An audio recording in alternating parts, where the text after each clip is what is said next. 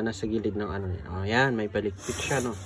Ito yung tunay na eel. May pati dito sa likod niya may palikpik, pati yung likod niya. Yan yung design ng ano niya. Yan, oh. Tingnan niyo mga kalay po. Yan, oh.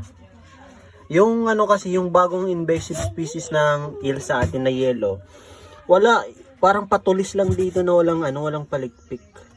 Eto, meron. Tapos to, mukhang isda talaga to. Kaya nga tinagurian na tinatawag nilang snake fish yung ano, yung yellow eel kasi wala siyang mga palikpik na nandito. Yan, ang ganda no. Pinakakil niya ba? Nasa ano na to mga kalaypoy, nasa 1 kilo na to siya. Malaki to siya.